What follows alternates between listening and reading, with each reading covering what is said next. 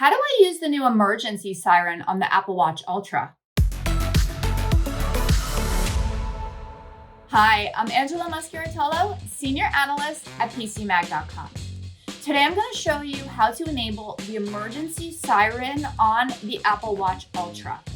I'll also show you what happens when you do enable it and how to turn it off.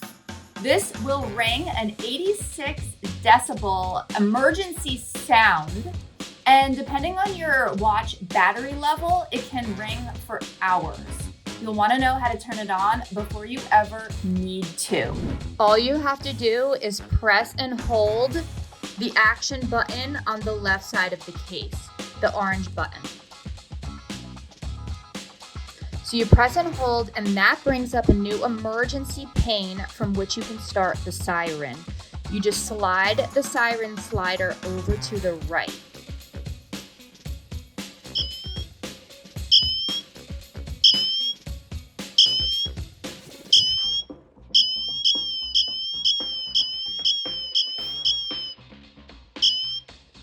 To stop it, you just press the stop button in the middle.